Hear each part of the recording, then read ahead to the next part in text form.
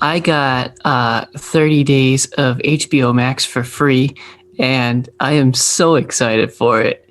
I I am just dying to wrap this up so I can go watch Cats. I mean, I'm waiting for the butthole cut, and then I'll watch it. I am so ashamed of both of you right now. Says the one with anime girl stickers on his laptop. That is way more respectable than anyone ever wanting to watch Cats. Fair. Yes. I am not serious, by the way, just so that I can have some sort of reputation. If any of us was going to be a furry, it would be Jacob. It so would be. No Very way. so No. would secretly. be. No, It so would not be. at all. He's been doing it since he was 15. Out of us three, Wrong. even though you have no slight like furry-esque about you, That's exactly why. you would be the furry. He's out of the three of intentionally us. hiding it. Like I would be. Like I am already a weeb. You're but just I would, openly a weeb. I'm a weeb, but like I would be like all the wrong things about a weeb out of the Yes. three of us if we were to have to go to three. I almost got you a body pillow for Christmas just for the lulz. Oh, then I I'm realized so- you would actually sleep with it. Well, yeah, of course I would. Sleep on it. Dude, body pillows are so great. It's just, I they don't are. want to design. Fair. I'll get you a I plain like one. how- I'm sure when you're done with Dude, it, I it would will lo- have a pattern on it. Just wait until I make that pinup of you and Oh I put my- on a body pillow. What if we did that and sold that on sold a body pillow of Spencer pinup on our Patreon. I'm Can we really do that? I'm we do that? I'm really uncomfortable right now. Why buy a comic that would cost more than a dime? Come meet the brothers who are here to waste your time. Welcome back to the Dime Comic Bros podcast. All three of us are here. But two of them are And- trying to extort my image for monetary gain. I We do want that all the money, time. and I want to see your Spencer titties, okay? Let's get rolling with the news. All right. So starting off with a bit of a sad note, Richard Corben, a legendary comic book artist, passed away at the age of 80. He was most well known for doing a lot of illustrations for Heavy Metal magazine, as well as Ghost Rider over at Marvel, and doing some Hellblazer work back in the day under Vertigo, really? as well as multiple different Hellboy short stories, as well as some cover work, particularly on The Crooked Man, The Bride of Hell, In Mexico, and House of the Living Dead. Basically all the stuff with him in Mexico. He did a very large amount Did of he that. do the art? Some of it. I've been trying to get my hands on some of the Heavy Metal magazine because the work in there is absolutely delicious. So moving on to a less depressing piece of news, we have a new Wonder Woman 84 trailer. Nothing really new footage-wise. So yeah, you excited. sent it, and I'm like, I'm not going to watch that. It's just Yeah. another teaser. It's out in, 2 weeks? Yep. Christmas Day. So we have an article from Marvel.com. Quote, earlier this year, Marvel Comics announced that all new comics set in the iconic and terrifying world of the Alien franchise would be launching in 2021. Today, Marvel is excited to announce the first of these ventures into never-before-seen corners of the Alien universe will arrive this March in Alien #1. Written by Philip Kennedy Johnson of Empire Captain America, with art by Salvador Larroca from Doctor Doom, Alien #1 will be a thrilling addition to the incredible legacy that began with the groundbreaking 1979 film. Featuring both new and classic characters from Earth and beyond, this bold take on the alien mythology will entertain both lifelong fans and newcomers to the legendary horror/science fiction saga. End quote. So we're having whores. I said horror, but I heard whore. oh my gosh. Alien whores. I'm excited. My waifu. Okay. I'm not. You'd definitely be a part of that subcategory of Yes. on iFunny, wouldn't you? Oh, No comment. I might actually read so- these like whenever they come out. I'm looking forward to it. I'm not a big Alien fan, but comics is a pretty good medium for it. I still need to watch the originals. Ooh. I mean, like I saw the first one when I was a kid, but like that was when I was a kid, so it's Yeah, like it I doesn't have count. no memory. Yeah, It doesn't count. You were so scared you definitely blocked it out. No, I wasn't scared. I thought it was so cool. You're so up. I'm not like you. I'm not scared of things easily. I feel like you actually get scared of things easily, and then I like Yes. scary things. Yes, and also yes. It's Same. weird. Very weird. But where can you watch that Alien? Like, A lot of places. I don't remember specifically if it's on anything in particular. Yeah, you can just buy it or rent it. on like any rental service. That's lame. You though. can borrow all 4 from me, and then the 2 AVPs if you want, and then both Predators. Ooh, I would love to do that. that'd be fun. So, after just saying that I own like all of them, I'm just okay with the Alien series, but I I'm with am you on that. interested in reading the comics. In an interview with Cinema Blend, Patty Jenkins said, quote, "The Justice League, no, I think that all of us DC directors tossed that out just as much as the fans did. But also I felt that that version contradicted my first movie in many ways in this current movie, which was already in production. So then what are you going to do?" I was like, you have to play the ball in both directions in order for that to work. The only thing I have done and I've always tried to do, I knew when Zach was doing Justice League is where she ends up. So I always tried, like I didn't change her suit because I never want to, I don't know, contradict his films. But yet I have my own films and he's been very supportive of that. So I think that the Justice League was kind of an outlier. They're trying to turn one thing into kind of another. So then it becomes, I don't recognize half these characters and I'm not sure what's going on, end quote. Justice League isn't canon. I can't feel no better. This is great. That's good. Epic news. So there was a large thing that happened yesterday, which was Disney Investor Day. I'm going to just nail off a bunch of little bullet points. If anything stands out you guys want to talk about, let's go for it. There's a lot to go over. Okay. So just the stuff that's related to nerd stuff. Disney Plus announced that they will be producing and premiering 10 Marvel shows and 10 Star Wars shows in the near future. So not just like next year, in the coming future. The price will be going up to $7.99 next year, which in all honesty, I think is fair. That's fine. So starting off with Star Wars stuff, we have the first trailer for The Bad Batch, which will be coming soon. I saw that. I'm was assuming really good. You're right. I'm assuming that'll be coming on basically as soon as Mandalorian season 2 is done. Yeah, I was Also- surprised that takes place after episode 3. I mean, Yes. I should have known Much that, hype. but like I was expecting like in Clone Wars, but I'm glad it's after Clone Wars in episode 3. That's definitely like the actual Clone Wars sequel. The Bad Batch, also known as the Bad Bitch. Continuing. Also, I yes. am the bad bitch. Rest in peace, 99. So we have a droid story. Lucasfilm Animation is teaming up with Lucasfilm's visual effects team, Industrial Light and Magic, to develop a special adventure film for Disney Plus, a droid story. This epic journey will introduce us to a new hero guided by R2-D2 and C-3PO. It's for kids, but I want to watch it. Okay, that reminds me of the time they did in Marvel Comics, like Marvel Star Wars. I mean, Star Wars has always been Marvel, but whatever. They did a story about where it was just all droids, and it was like C-3PO with a bunch of other droids. Yeah, I mean, there was trying to escape. There was a droid cartoon way back. It was horrible, but this is cute. I want to watch it. Star Wars Visions, which is going to be a series of short anime movies coming in 2021. Anime. Yeah, I'm down. They didn't say if it was going to be necessarily canon. I'm thinking it's something like you have a certain point of view books, which are technically canon, but they're from a different perspective, and they can include references to other stuff. So they're like loose canon. Like Okay. you know, there's a couple of like Halo anime shorts. They're not really canon. I remember watching but those, they're there. when I Right. was a I kid. think it's something like that. So it's kind of like depends on what is canon. Probably. Because like, you know, Clone Wars is But technically canon it in is. certain scenes. I mean, kind of, yeah. Mandalorian season 3 will be airing around Christmas 2021. Nice. We have a sizzle reel for the Andor series, which is coming in 2022. The Obi-Wan Kenobi series is officially set 10 years after Revenge of the Sith.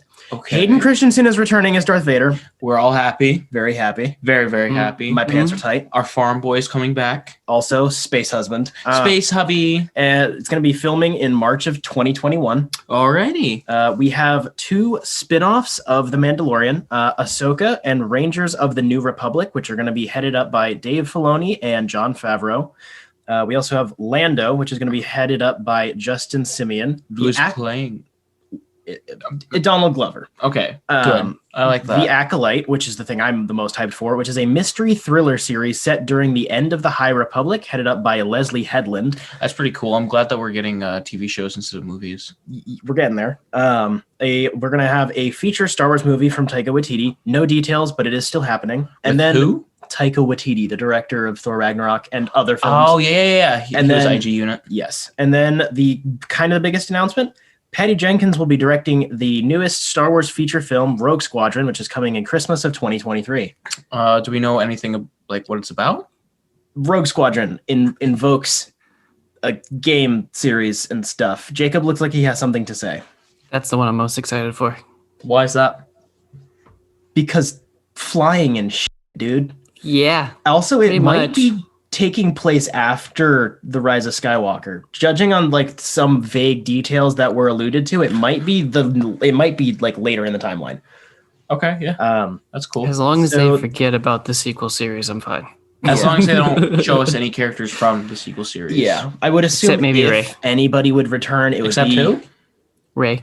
No, I'd rather not. No, that No. would not be relevant. If anything, if anything would carry over, like relevant wise, it would probably be Poe and other people of the New Republic and the remnants of the Resistance, which there are certainly people who would want to do it.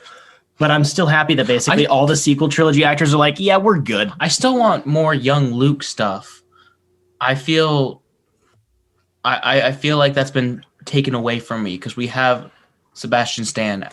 Yeah, I could think be everybody Luke. kind of wants that, but also I kind of don't. In a way, I just want one thing, like one movie, just one. the thing I want is the Obi-Wan series. Anyways, I mean, yeah, that's great too. so that's the end of the Star Wars stuff. I'm a little disappointed they're doing a movie so soon. It'll have been 4 years, Yeah, but I would like a bit of a bigger wait. It's not like a quote unquote Skywalker saga movie, obviously, but Well, when did Rogue One come out in comparison to 2016. So we had Force Awakens 2015, Rogue One in 2016, 2017 was The Last Jedi, and then 2018. 2018, like Solo. 3 freaking months after The Last Jedi was Solo. Then there was a 1.5 year wait until 2019 for The Rise of Skywalker. So, I mean, Rogue Squadron. Sorry, It's 4 years after One T-Ross. was the gold nugget out of all of that, I would argue. So I think 4 years will be plenty of time for the potential of a good movie. Yeah, I think this is a good direction to go if you're going to go back to making like spin-off movies, and Patty Jenkins is an excellent pick. It's just my gut going, can we have longer, please? You think Rogue One was the gold nugget out of all those movies? Easily. I'm with I Jacob. think- I'm with Jacob. I disagree, dude. Episode 8. I mean, yes, I'm with you on that, but I mean, comparatively speaking to the rest of them, that's right underneath it. No, episode 8. Sorry, You're wrong. you're Anyways, wrong. away from Star Wars stuff, aside from holy shit, that's a lot of stuff coming in the next like 5 years. Yeah, it is. That's kind of overwhelming, Yeah, but I'm excited. on a note that I did want to put out there, this event technically isn't a fan thing. It is, as it says, Investor Day, which is dumb. So it makes sense that they're not necessarily hyping things up for fans. Hence why there aren't a lot of trailers. Like sizzle reels are more important to investors and crap. So they show like concept art and some of the actors and some interviews and junk. But So it's that open to the means- public. So all the fans know about what's happening like 6 years ahead. So it's really So- overwhelming. That means that some of these, the investors could shut down and these won't happen. No, Right. these are all confirmed to be happening. That's what I mean. Is it's the public are the investors. Disney is a publicly traded company. I happen to have had my stonks boosted by a good bit when this happened. Nice. But like that's the thing is Stonks. they're so blatantly like consume product. It's a lot. Moving on to the Marvel side of stuff, Christian Bale is confirmed to be Gore the God Butcher in Love and Thunder. Mega hype. Give it to me Nice. now. I want it. I want it now. No comment. Man, you really gotta read that book. It's so good. Yep. Um, So I don't know. I'm not sure about the casting, but I don't want to really? draw blood over that. I'm not huge on him. Christian Bale? I think he flies under the radar in the sense because he does usually get so involved in the roles that he does do. And also, like, he's not kind of the weakling that. What is it, Gore or Core? Gore. I expect Gore. Christian Bale to go Was. back to like the machinist levels of starvation for this. He goes all in for everything. So All right. I bet he'll cut I his think nose he off and definitely will. he'll make himself grow head tails. It'll happen. Yeah. All right. Full We have send. John Watts, the director of the MCU Spider-Man films, is going to be directing the Fantastic Four movie. Let's see how that works. We'll see. Let's see. We have a new trailer for WandaVision. Just give it to us already. Multiverse of Madness is confirmed to connect with Spider-Man 3. So Spider-Man 3 is a multiverse movie. They're That going there. sucks. I'm morbidly interested. I just really don't. Do you think we'll it. get more Spider-Man movies? Yeah, I hope so. So we can have a normal Spider-Man movie. Yeah, that's just the thing. Is like I don't hate the idea of it. It's just now the MCU decides to do the multiverse thing, which was set up previously. It's just like, and we're gonna rip off Spider-Verse. And this is basically what DC's doing, is making their old films canon to the multiverse. It's a big coincidence. I want another normal Spider-Man movie, particularly this one. Why do we need to have all this crap crammed in there? Like, this is the time to have a basic, down-to-earth Spider-Man movie about him being on the run from the law. But no, we have to have more Spider-Man. And I think this is pretty monumental for Spencer to be saying this, because he is a diehard fan of the Raimi Spider-Man movies. I like them all, but like you like those so much more than I do. Go back to old properties. Okay, so I'm okay with the multiverse because I don't know, it just seems right for Spider-Man in my brain, especially for where Marvel's at the moment. I guess. And I don't know, it gives it. They technically opened up the idea of multiverse in Endgame. They did, but that doesn't mean you have to utilize it yet. Like that's true. Like most of Phase 4 is about multiverse. Yeah, that's a lot. And when it's a Spider-Man thing, which aside from the fact that the movies have been a little contentious, like the first one was fairly down to earth. The second one was bigger, but like now it's like, okay, we're done with mentors. He's on his own. He's getting to be an adult. His identity's been exposed. Again. And now we're just going to have him meet other Spider-Men and go back and ruin the characters from other universes. Yeah. Honestly, I agree with you on like not wanting to go back on old stuff. Like they could just use the same actors, but be like somewhat new Spider-Men.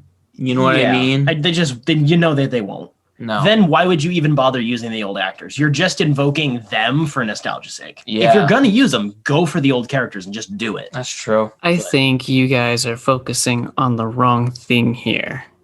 I want to know what Doctor Strange's role will be in this movie and how much he'll be utilized in the story. That's what I'm excited for. Well, last time that we had a movie cameo involving Doctor Strange, he was important, but he was really small. He was very small, important, but like very small. We thought he was going to be a bigger character, but in Thor Ragnarok, no, it was great. I was fine. I'm fine with it. That was fine. It's just. I expected him to be a bigger. There's one idea that I do still kind of like that got thrown around somewhere, because there was rumors of Kraven the Hunter being a villain for this movie. If it's a multiverse movie, plain old Kraven makes no sense.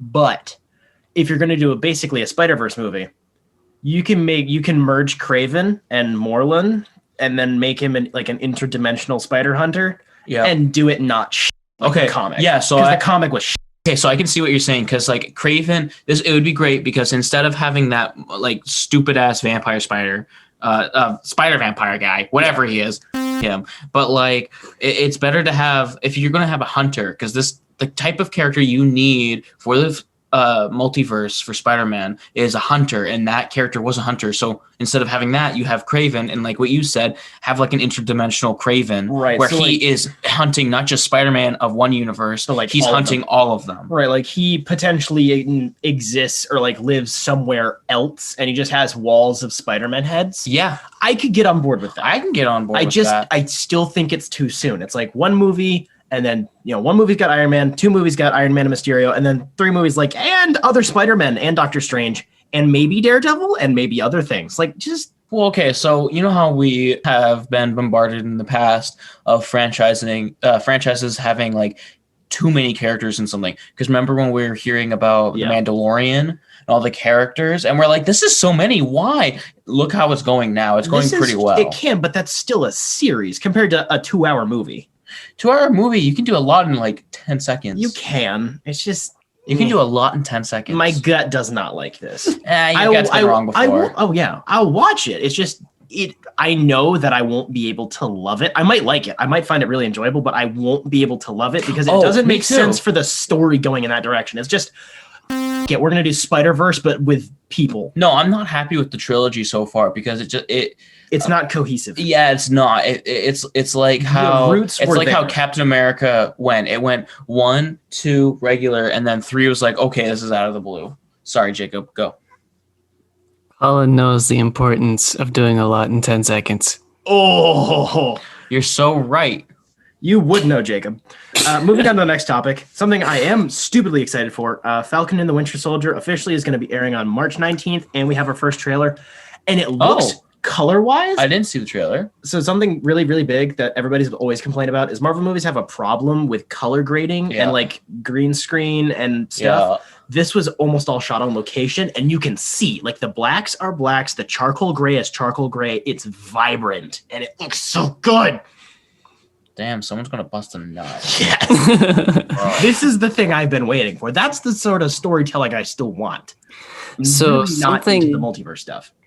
I noticed when reading the article today about all of the things that they're looking to do, a lot of the title cards were kind of the same, except for Marvel's, which had a lot of logos mixed in, and especially Winter Soldier and Falcon has like a huge logo compared to everybody else. So it's interesting that Marvel's is different, the most unique out of all of them. It's very odd, but yeah. But also, like you were saying, it's not like they're trying to sell it to the modern viewer. These are just ideas freaking 6 years out. Yeah. And they had to slap something together to announce it. So I'm just so happy that this is finally like coming like really soon. Freaking March. Thank God. So we have WandaVision in January, and we have this in March, and then we have the next couple of things. Loki will be airing in May of 2021. I forgot we're getting that. We have the first trailer for that as well. Oh, I didn't see that. I'm interested, but it's the same thing of I'm not invested in this version of Loki anymore because he's reverted back to just being basic bitch Loki. Yeah, and I don't want that. I want to go forward. Right. That's why I really, really like what they did with Loki, and then he died, and it's like, all right, we're good. And then it's like, haha, no, spinoff with Loki being an asshole again. It's like just doing that for all the fangirls. Yeah, I'm sure it'll be good. Like it has potential. It's got a lot of potential. It's just no. Yeah, I'm not giving it any attention. So that's coming in May, and then What If, the animated multiverse? What if this thing is coming in summer? And we also got the first trailer for that. We've had clips before, some very short ones, but but is anything new? There's some new stuff. I want freaking Peggy Carter as Captain America. I want that. I need it. I need it. You need the peg.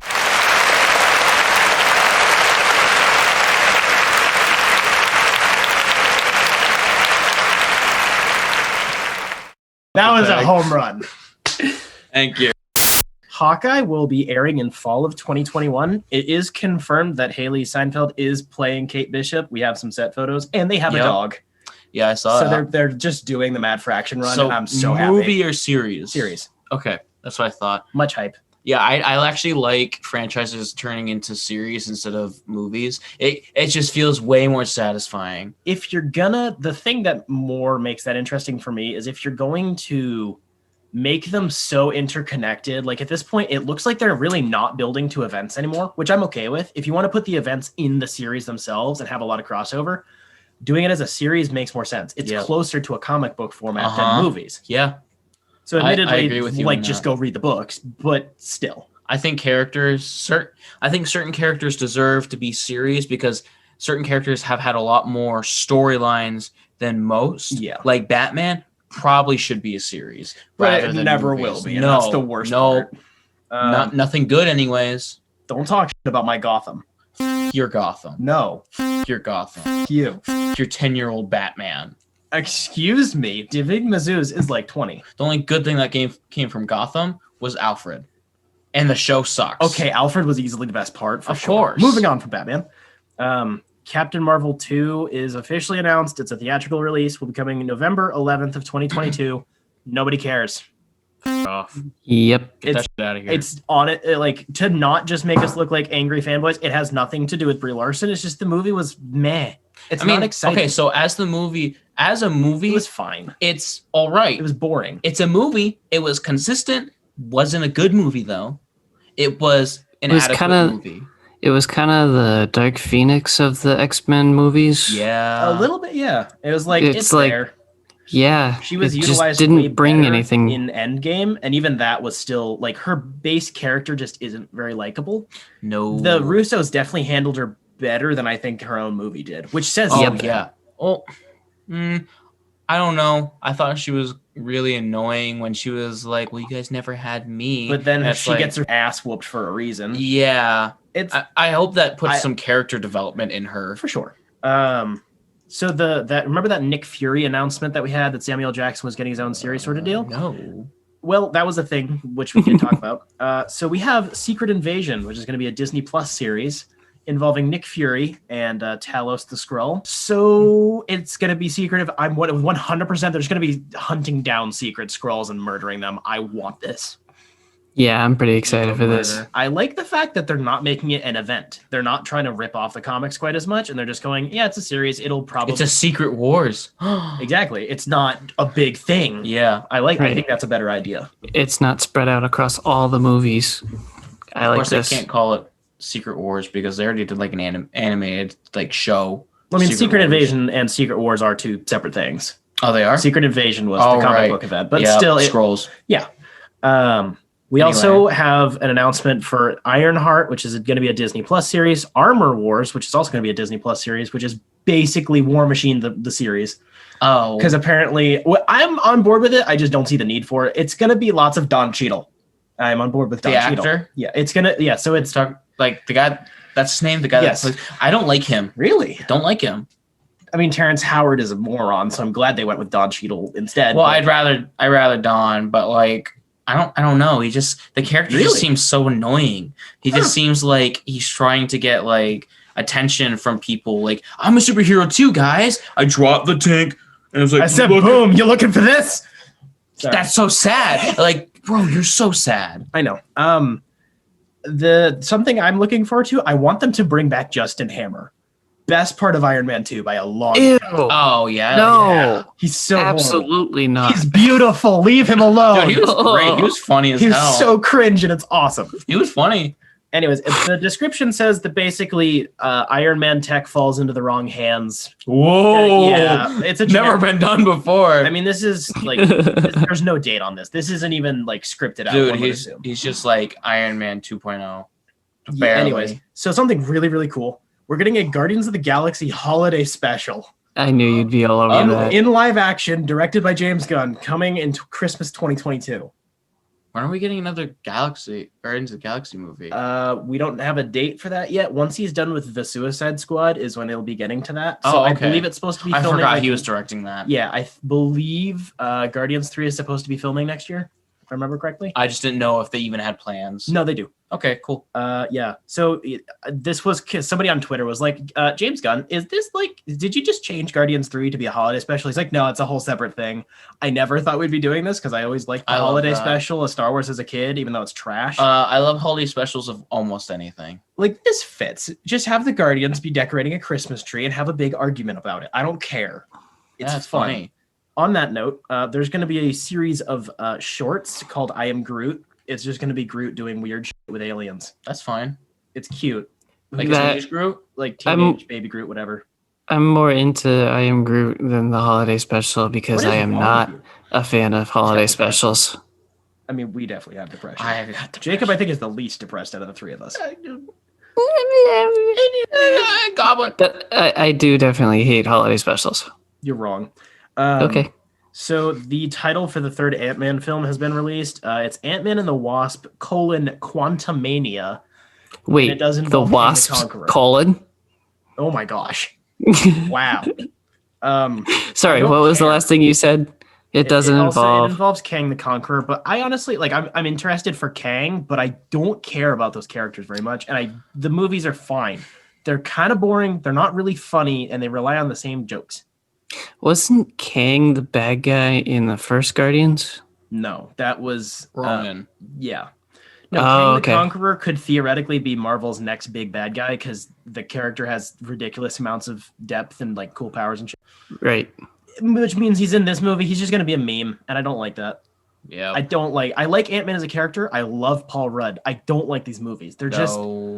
I appreciate I get why people like him. It's just I like him in the Avengers movie. Yeah, the characters are so.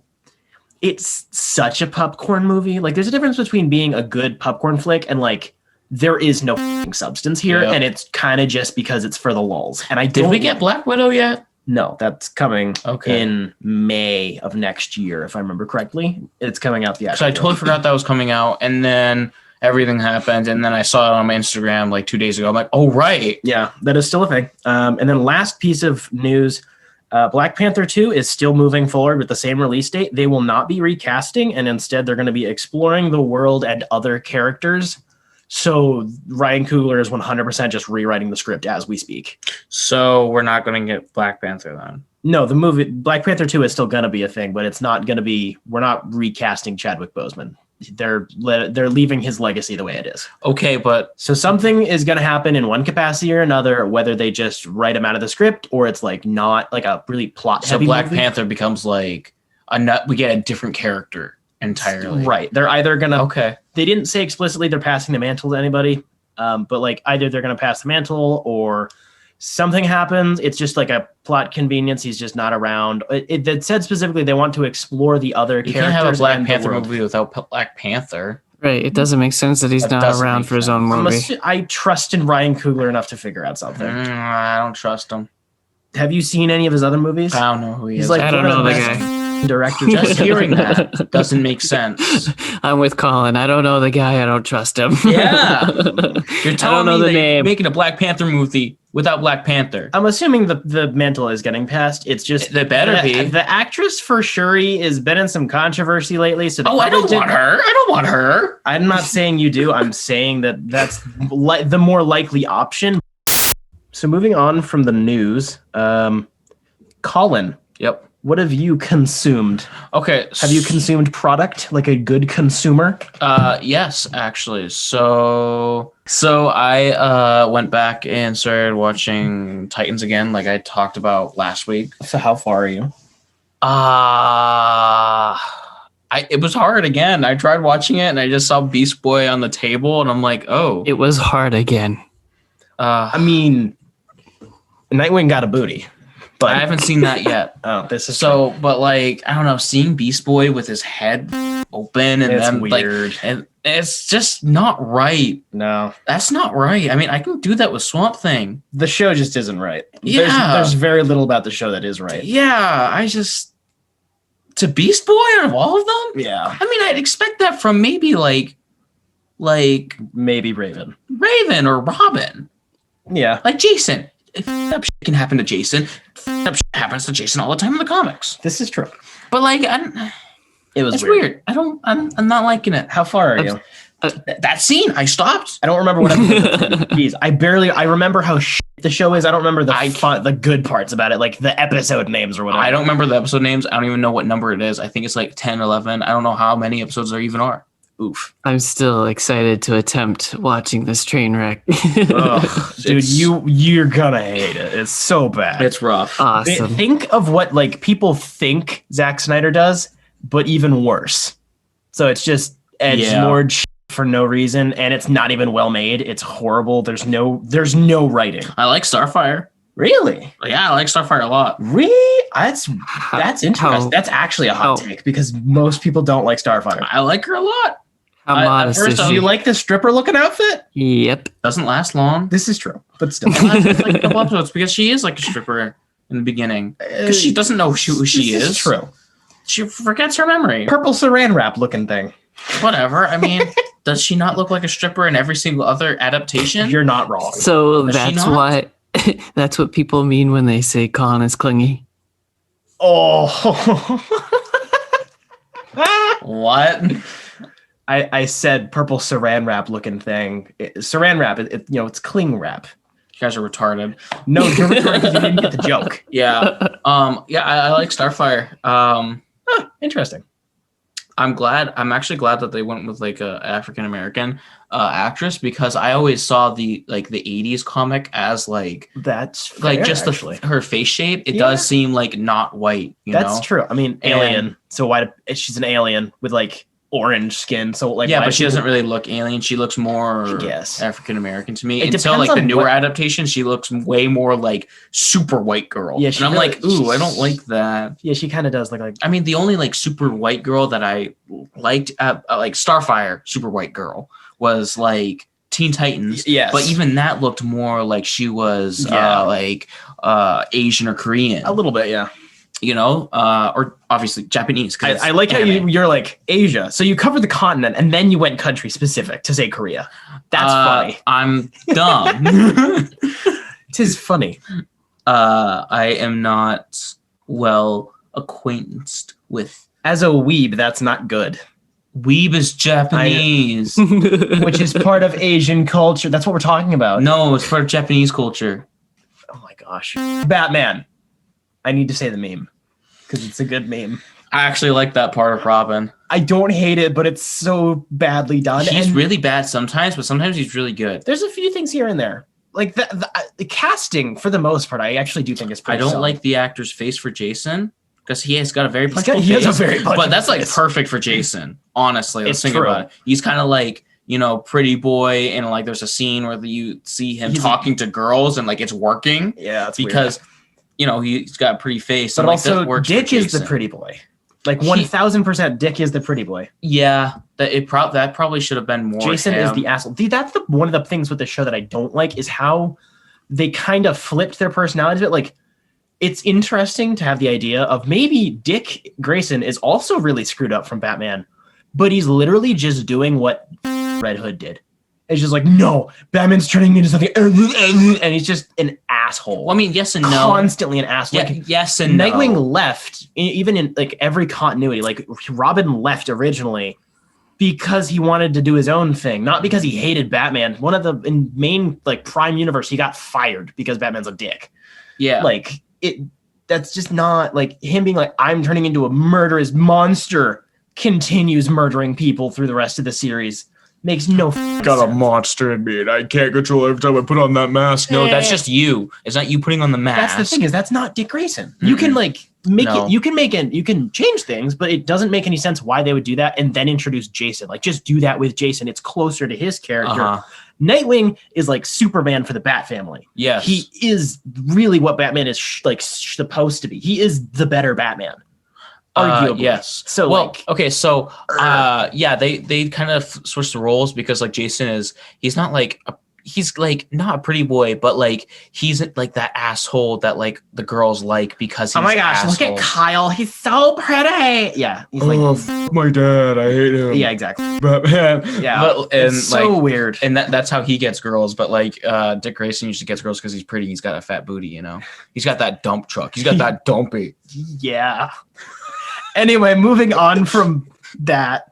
That booty. Any further thoughts on Titans? No, I'm good. Are you gonna keep watching?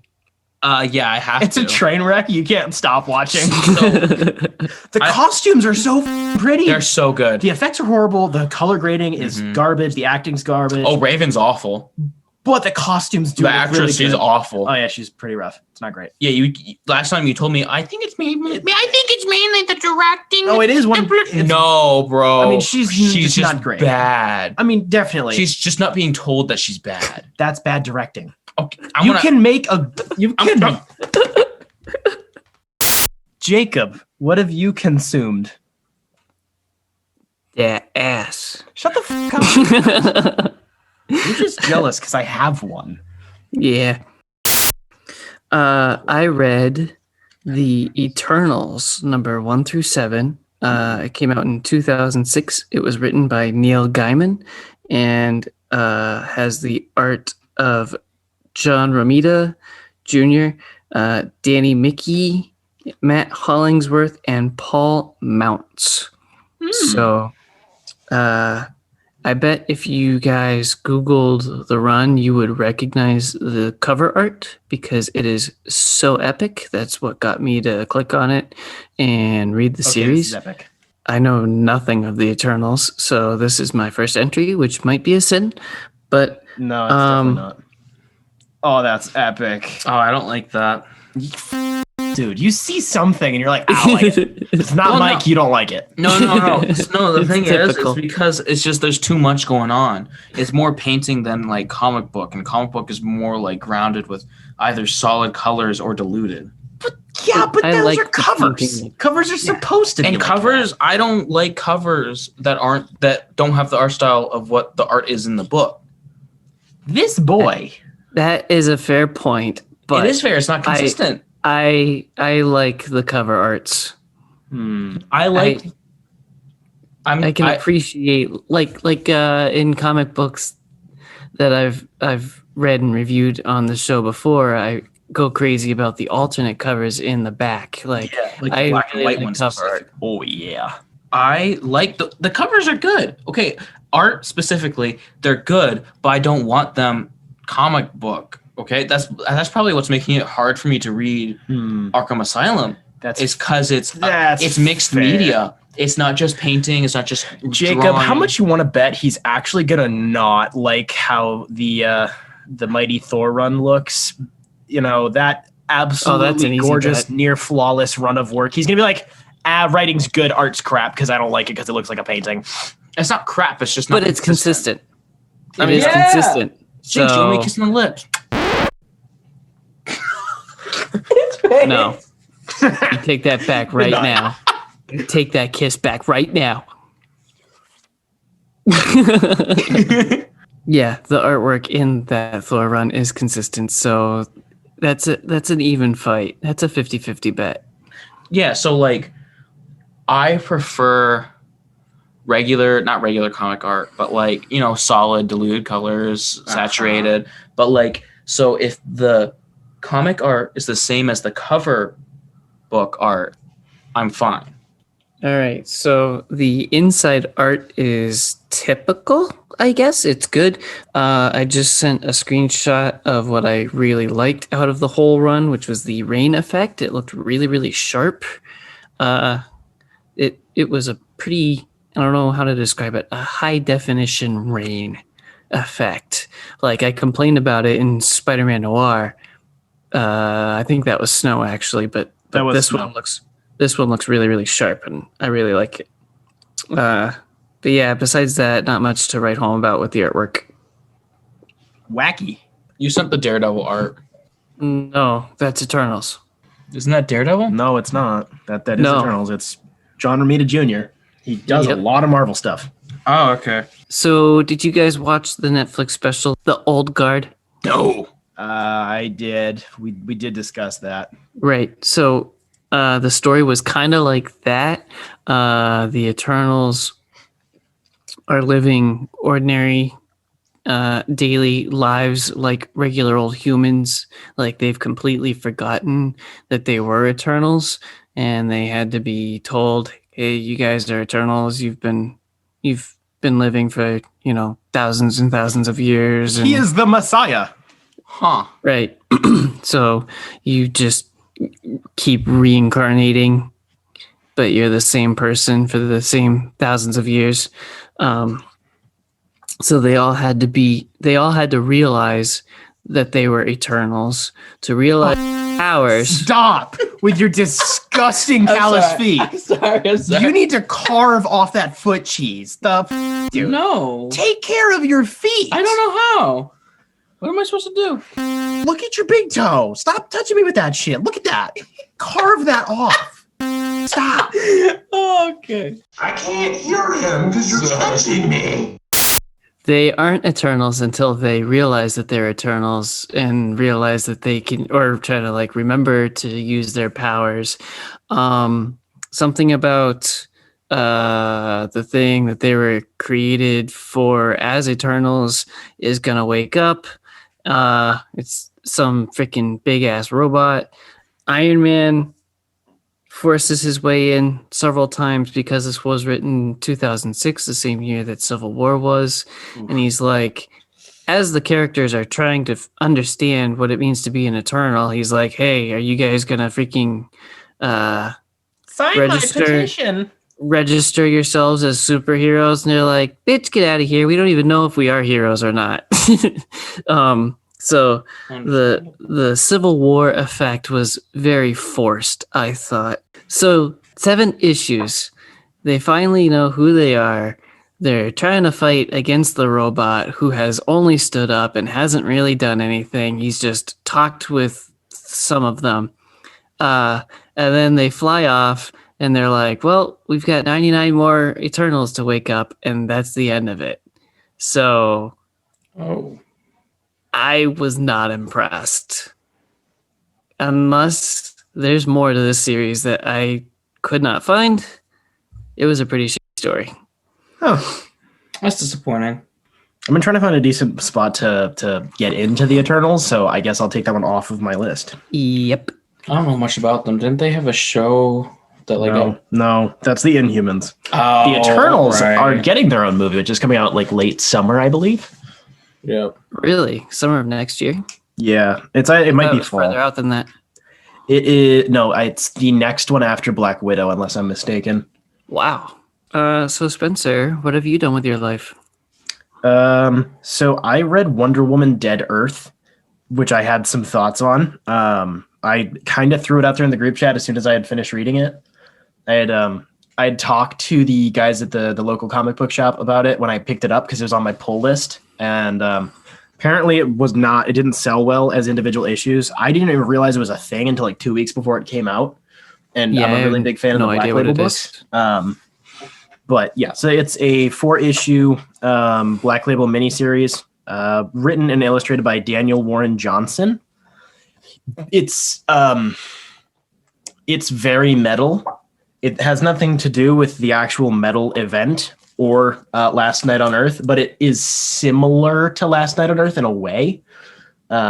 So Wonder Woman wakes up partially depowered. The world is a nightmare. Batman and Superman are dead. Oh. There are weird mutant monsters, which are absolutely disgusting. And there's some humans and stuff. So she's getting her memory back and going on an adventure and basically trying to figure out what happened. The art is really, really dynamic. It has a lot of soft edges and it's a little cartoony, and in combination with really strong color choices, it feels a little fun at times. And then the next panel, it's absolutely disgusting. Like I was genuinely queasy. I threw it out there in the group chat. Like I was actually grossed out by this book. Nice. But it's also really fun. I can't really tell you why it's gross because that's a big plot twist. But it has the coloring I would describe as violent. It's so strong sometimes. It was unexpectedly gruesome. Even for a post-apocalyptic type story, it was still way more than I was expecting. The writing was pretty solid. And it's one of those symbiotic books I'm always talking about, which is usually a strong point. I didn't really notice necessarily I didn't realize it until afterwards, which is just bad research on my part, or / not reading the cover. I'm not the smartest, but I did enjoy it. It was a pretty breezy read for regular sized Black Label issues. So it's one of the bigger hardcovers. Most of the Black Label books are that like double wide sort of deal. Yep. Like this size. Most of them are that. Harleen. Oh, okay. I strongly enjoyed it. Not one of the best Wonder Woman stories I've read, but definitely a good entry into the Black Label series. I haven't actually read any Wonder Woman stories. I don't know where to start. I can give you suggestions later. But I'm also not really that interested. I can make you interested in Wonder Woman by giving you the right stuff. Oh. I would recommend it. It's a good standalone read. It does well encapsulate the character of Wonder Woman. There's just some plot holes here and there, and it is just different. It's very different. So it's never going to be like, oh, this 10 out of 10 definitive thing. It's like, I would have done things differently. So thusly it's not perfect. But that's the point of Black Label. That's why I really do like what they're doing. They're very different. Colin, what have you done with your life? So I bought myself a birthday present. Nice. Happy birthday. You're Thank officially you. a 20-something. Yep, I'm a 20-something. And I found myself on a Wednesday night, in a Barnes & Noble. Oh. And I stumbled So that means you upon- paid full price. Oof. Of course. And I stumbled upon Hellboy, 25 years of covers. Ooh. And I had to get it. So is the cover art consistent with the inside art? Yes, actually, most of it, except for the other artists, which most of the artists for Hellboy I don't like. But Because they're not Mike. one thing I've noticed is it's quite inconsistent about years. It doesn't show start to finish because I see 94, then we go to 96, and then it goes 98, and then it goes back to a 96 cover. This is very nice. Amazing art, and I actually looked through because sometimes when I read the Hellboy, I saw like the art change real quick, and after going through the covers, I saw so it's very solid colors when he starts. It's actually solid, and then he goes more into like I freaking love that. I love his watercolor. It's so I just love watercolor. Period. I never thought that watercolor could be like that good to me because I always saw like people doing bright watercolored. You know, like kids? Yeah. No, not just kids, but like just other artists, and I just never liked it. But like after seeing Mike, I found interest in it, but I don't think I'll be trying it anytime soon. I do have some watercolor stuff if you do want to try it. Maybe. I don't know. I've tried it recently, but it takes a bit to get used to. I'm just not very good at it or anything else. So that's a lie. Same. But I can see the like where it starts to get more into like what we know as Hellboy. It kind of like goes into once he gets into like 1996, it starts changing into more dynamic shapes, more shapes than like human, like almost rocky and blobby. Yes. And also he takes away Hellboy's shoulders. That's one thing, because as time goes on, Hellboy's shoulders become slanter. I have always liked that detail. Oh, I love that. I do that with my characters. Yeah, I mean, I think it depends. I like how he draws like the double wide fridge. But it really depends on like the story, and it just works with Hellboy. Like he's just getting so worn down. I don't know if that was intentional or he just switch art style slightly. I think it was an emotional thing. That's what he felt feels worn like. Down. It's like he gets sloped and he's more curved over, and he feels more gaunt by the end. Because this is him. This is Mike, and it's also like his dad. That's what he said before. It's a mixture of him and his dad, his wit and his dad's idea of I have a job and I need to finish it, even if I lose a finger, because his dad lost a finger. Nice. Doing a job. Nice. If I'm correct. I'm pretty sure I am. But art's amazing as always. How much would you pay for Mike to sign that book? You have no idea how much I would pay for him to sign this book. Okay, so we're talking like kidney and a testicle type price? Both balls. Dude, both balls. Oh, wow. Sacrifice your children. See, look, for this book. His eyes even get separated a little bit more because like as Hellboy grows, as like Mike draws him more and more, and it's not just his shoulders that slope and he gets worn down, his eyes even separate a little bit. And he becomes less human and more demon-esque. Yeah, it's good shit. It's really good. I do love the random Batman inclusions. Except there's the worst cover ever for the worst Hellboy comic ever, which was the Alien comic. Actually, there's one good one that Mike did, but it looks... It's almost like he did write that short story like he said he did, and he did do it, and you just don't like it. Oh, he didn't write it. My Mike Daddy did not. Okay. Any more thoughts on this, or are you just I think it's funny that the only way Colin could get 2 book reviews in is to have a book that has no words, just pictures.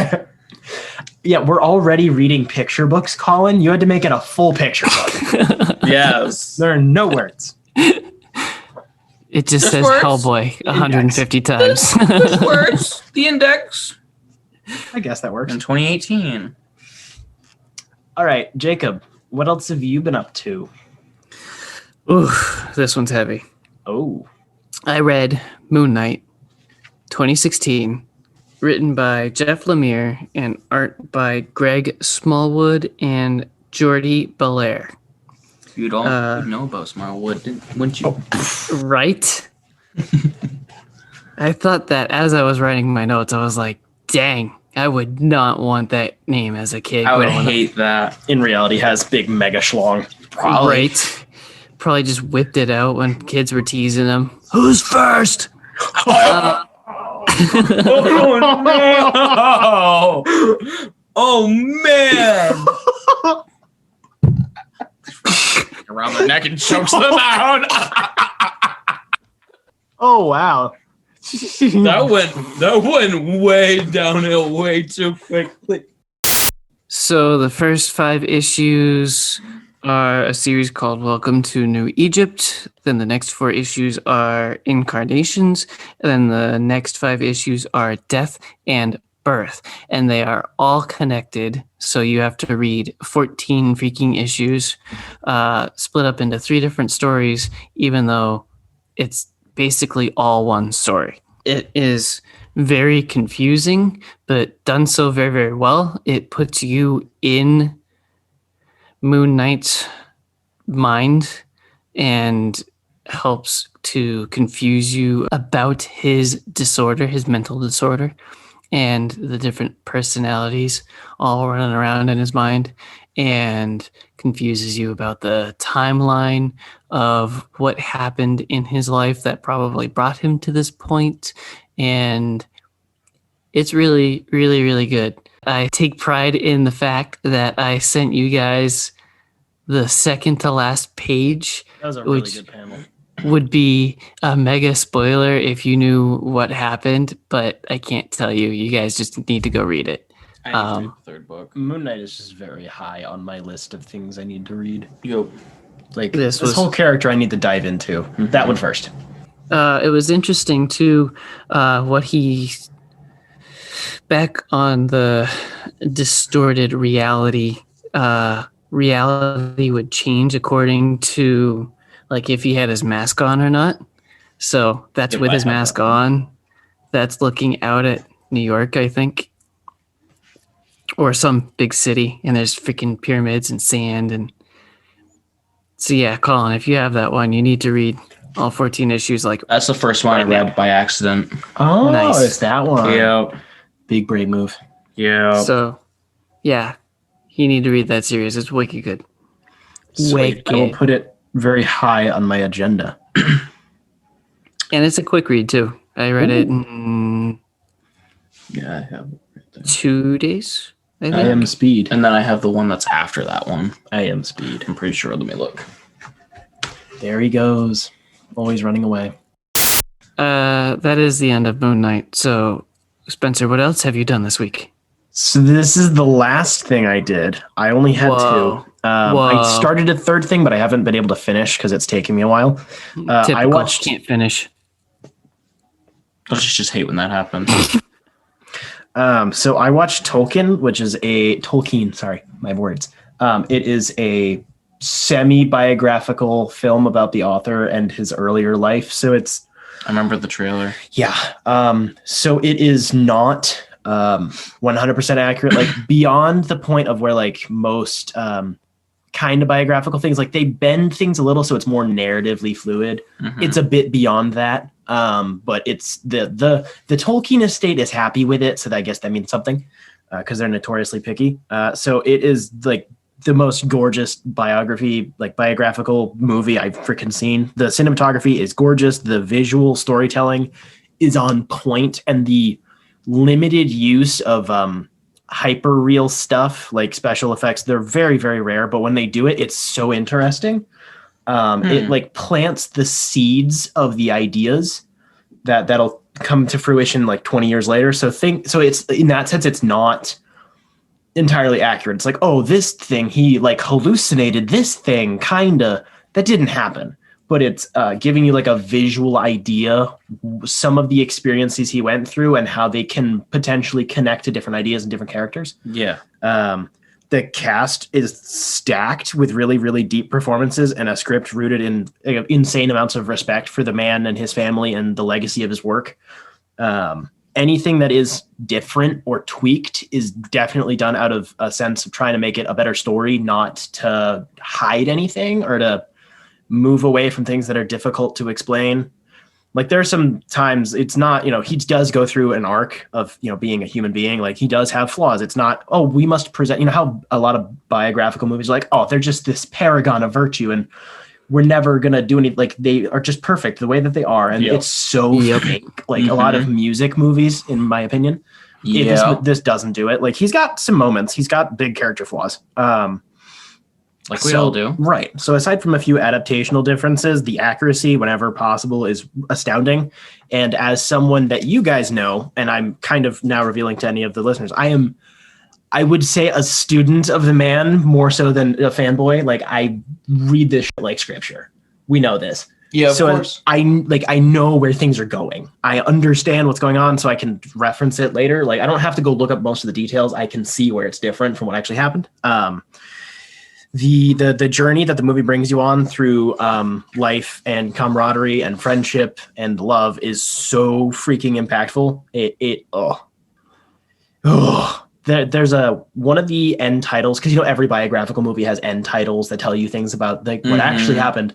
The second one or the third one reference is just like, he died this year, 2 years after his wife, and their tombstones were engraved with the names of a human warrior who fell in love with an elven princess. And anybody who knows what that is starts crying, and then everybody else just gets the idea. It's like, a human tragically falling in love with like a nearly eternal being. Yep. It's the feels.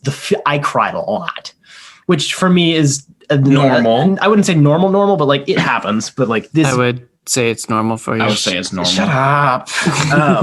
Sorry, I allow myself to feel things. Yeah. So even like by the time it's over, it can, in my opinion, would definitely drive even people who have no or little familiarity with the material or the stories to some form of imagination. It's just, it makes you think, and it makes you want to go, like, it's inspiring in a way that it makes you want to go do something. Not like, I'm going to go run a marathon, or like, I'm going to go study his work. It's like, no, I just want to go write a good story and go like hug my friends. It's just, I like those it's movies. so wholesome. I have like no complaints at all. I saw the DVD at Barnes & Noble. It's worth the like $10 to pick up. I might buy it. You should buy it. Also, it's on HBO. That's where I watched it. Oh, I'm not going to buy it then. Just going to watch it on HBO. Yeah. So like 9 out of 10, very strong, much love. Colin, got anything else? Nope, actually. I'm all pooped. Nice. Jacob. I'll make it quick. I watched a movie Wow. with Gary Oldman, Ooh. Winona Ryder, Anthony Hopkins, Carrie Elwes, and the breathtaking internet god that is Keanu Reeves. Oh. Ooh. I watched Bram Stoker's Dracula Oh boy. from 1992. Whew. Oh. Oof. How'd that What's go that- for you? What's that supposed to mean? I don't like it. Really? What are your thoughts? It wasn't as much of an abomination as I expected it to be. It's definitely an artist's rendering of the book. There are definitely. things that are changed. There's a lot of stuff that I'm like, I don't remember that from the book, but I read the book freaking 9 years ago. I remember one of the So- times you were like, almost every time you've ever stayed at my house, you bring that book with you for some reason. I don't know why. It's happened so many times. I don't know if it's just a weird coincidence or that's your comfort read, but you just bring Dracula whenever you stay at my house. Huh. It's really I think weird. that is untrue. I think you're just remembering the time that I was trying to read it. It took me a long time to read that freaking book. Probably that. It was 3 separate times. Yeah. Yeah. That makes sense. Then you're just special. Take that long to read a book. well, maybe. we're not I special don't- like you I that don't know. can read a whole novel in one sitting. Yeah, you mean speed read the dictionary in like 10 minutes? Yeah. I am speed. So anyway, Sugar. I don't know. It made me want to go read the book so I could find the differences between the movie and the book. And I kind of got Constantine vibes from it. What year was this movie made? 92, What long year was before you were born. Constantine made? Maybe. 2000. No. I'm just saying the character, like Yeah. Van Helsing, is a very strong inspiration for Constantine. I would bet. Like he's kind of investigative and knows his That's fair. Well, I'm saying they monsters. took Keanu Reeves for Constantine because he was involved in something that was like Constantine. I mean, maybe. I think what Jacob is saying is like the character of Van Helsing, like in the original works in mythology and like how they've been connected over time was probably somewhat of an inspiration for Hellblazer in and of itself, which I don't think he is wrong on now that I think. No, I get that. I had a separate point, but also it's Keanu Reeves. Yeah, he can do no wrong.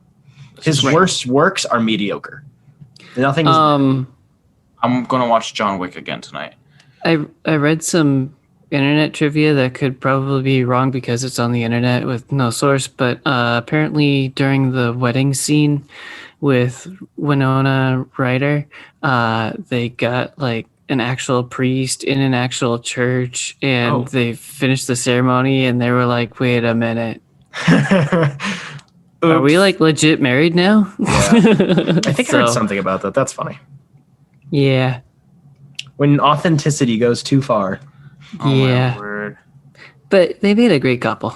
They weren't legally married, though. I'll legally marry you. Do it, you won't.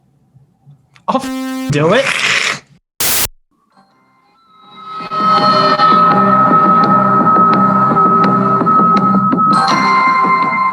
There we go. Okay. So Mandalorian Season 2, Episode 6, The Tragedy. Jacob, thoughts on this episode? Quick summary.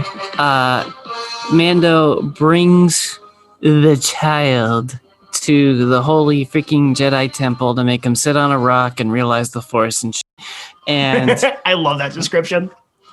While that's happening, and there's a freaking force field around the child, assassins freaking try to shoot him, and then the Empire, but not really, lands and starts trying to kill everybody and shoot the child. And it pissed me off that the Mandalorian is so caught up with trying to protect the child, even though there's a force field around him that's keeping the Mandalorian away from the child.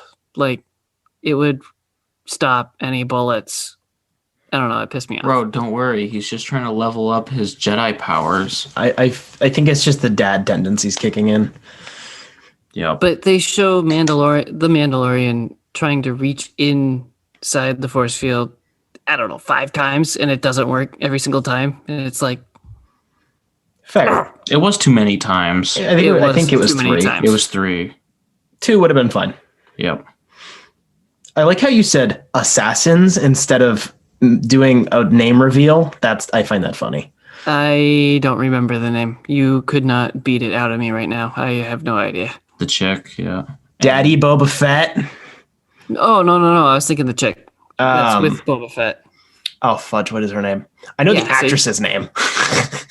I believe it's Fennec something. Anyway, is she a character from the Clone Wars cartoon? No, she is just the show. Okay. No, the character that he thought was left for dead on Tatooine in, was it episode 5 of last season? 4 or 5? Yeah, that sounds right. And then there was that character that had spurs that walked up and found her body. So we never found out what that was. So I have what it is. So I have to stop. So I have to give you this one. You called it, Spencer. You called it. I did. You called it. Because I was like, it can't be Boba Fett. The cape's too long, and then we find out in the first episode of the newest season that Boba Fett doesn't have his armor anymore, and I'm like, Spencer's probably right now. Yeah, dude. First time I saw it, I was like, he's right. The same one caught up. The entire midsection is just robotic bits. Yeah. That's nasty and cool. And it's open. Yeah. Gears and The poor guy that's caught up on the head tentacles being too short gets caught by the cape being too long. Well, it's because it wasn't a cape. It was robes. Well, whatever. So, Totally different outfit. this episode was so freaking short, but I didn't feel like it, in my opinion. It was only like 32 or 33 minutes, but it didn't feel short for me. That felt pretty short to me. But actually, It was correction. action-packed. No episode is too long or too short. It's exactly how it should felt shorter be. than the other ones. Yeah. That's the same rule that Colin has about his dicks. True. Yes. Something that the director did come out and say was that the actual script was only like 19 pages, so he extrapolated all the action out of it and then directed the out of some action scenes. Because it was originally going to be, it would have been stupid short. I like that. But I when I heard that, I was actually a little surprised because it didn't feel like they were just pulling action out of nowhere. It felt pretty well. Boba Fett's finally not overrated. Boba Fett is actually canonically a badass now. Yep. And Jango Fett is a foundling. That was really big. Mm-hmm. That's huge. Okay, but that still works with... Very much so. So can I speak about this point for a minute? Yes. So, sorry, Jacob, you've been out a little. Just kidding. So in the Clone Wars, we find out that Jango Fett, the Fetts aren't... We're first told that the Fetts aren't Mandalorians. One of the councilmen or something of Mandalore talked to Obi-Wan about this. He's like, he's just a shitty bounty hunter. Yeah, and so that still works. His sentence is still correct because technically, let me speak this. Technically, foundlings aren't Mandalorians. They're Mandalorian by creed and by being a foundling. Yeah. And so I had this argument with someone else. They texted me after this episode, and he's like, I was right. Jango Fett and Boba Fett are Mandalorians. I'm like, correction. Yes. Jango Fett is Mandalorian by creed and by being a foundling and being in the wars. But then Boba Fett is not a Mandalorian. He only has the right to Mandalorian armor because lineage. I really, really like that. To hammer on that point of, I remember we did discuss, I was really scared of how they're going to do Boba Fett. If they're going to bring him back, you got to be careful with it and not make it weirder. This is better than anything I could have thought of, in all honesty, because then it makes Jango Fett make more sense because he was a foundling. And he did fight in the newly revealed Mandalorian Civil War. That's a new thing that we haven't found out about yet. But then he left. Like, he started being a regular bounty. Are you sure? hunter. I'm pretty sure that was a thing in old comics. No, there's different wars. They're at least differently named, so it's tricky to figure out what's inspired by which. All right. things. Anyway, but he did leave. He started being a regular old bounty hunter after that. So people could just right. And then he started selling off his DNA for clones and stuff. And then it makes sense that Boba was being raised as his son. You know, he is technically a clone, but he was being raised as a normal son. So he's like, well, I'm doing my own thing with my kid. It would make sense that Boba Fett would definitely not even consider following the ways of Mandalore. No, he would just know not. about it because his dad is his background, but it's not how he lived. It's like, this might sound weird, but it's like being a ethnically Jewish, but not religiously Jewish is what I thought of. Is there are a lot of people in this day and age that are like, I am physically Jewish, but I don't practice Judaism, but they understand it because it's part of their historical culture. Yeah. I think that's a really, really cool way to do this. I like how they did this a lot. And of course he has his code encrypted into the armor. And I love you can tell. I thought it was just so cool that you can tell this is my armor. My code's been in it for 25 years. I love that. Shove it. Yeah. I love how they characterized him. He's not aggressively they're trying to not just have him be a badass because he looks cool. He's not even a dick. He's stoic. Right. He's stoic. He follows his own code. He's clearly grown up since we saw him in the Clone Wars and stuff, but he follows his own code and he's beholden to his own oath, but he'll still do whatever the he wants. Yeah. But I really like the balance they struck. He's really cool. He also has honor. Right. There's enough where he's no, that is my armor. I'll fight you for it. Even though the trade, quote unquote, that they made was reasonable, he's just threatening a child to get his armor back. Yep. But it still works because he is kind of still his. So it's maybe don't threaten to sniper the child, but it is kind of yours. So it makes sense. But also after him being he's going to save the child, obviously because he sees himself as indebted to him. Yeah. Is it a moral thing, or is it just being I'm in debt to you, so I have to do this? That was a question I had at the end. He seemed kind of neutral. Was he really going to shoot the baby? I'm pretty sure he wasn't. Probably not. But that's something really cool. I did not see them going in that direction. I thought it was going to be Boba Fett. He's going to probably team up with the remnants of the Empire and Moff Gideon. It's no, Boba Fett's on the side of the good people now. I'm so glad he What didn't. the f***? That's so cool. He's probably so sick of Empire. Probably. After that. But also, something somebody had pointed out was that Boba Fett is the only person that Vader allows to talk back to him that isn't Palpatine. So, because it reminds him of Rex. I mean, Probably. That's probably canonically, obviously not originally, but canonically, Yeah. I love that. I think that's just when people are like, well, he's not really a badass, which he really wasn't. But in that sense of like, well, I mean, there were seeds of it. He was the one who did kill the Lars, which is savage as and also Vader did allow him to talk back. Yeah. Whether that's because he like reminded him of Rex or not is like, it still counts for credit. So, how about the ending to the episode? The ending. That's Okay, so dumb. You're just angry that they have the child. No, I'm angry they blew up the Razor Crest. I'm with you on that one. I That's think what I'm angry about. Okay, that's why you're angry. I was like, do you not like this episode? I didn't want to talk about it on air. Of course they're going to take the baby. That's just a part of the story. It's going to happen. They're saving a child, and the child eventually gets taken. When he went to the wreckage and then picked up the ball, I got a little chill, like just a little bit, like, oh, that oof. You are a baby. Like, I wasn't like tearing. It was just like, oh, that's an oof. You just got choked up. You're crybaby. I like the you're a little fact, baby man. Shut the fuck up. At least I don't have baby man hands. I do not. I like the fact that they continued to utilize that piece of metal. Mhm. It's continual. There's an idea going around that maybe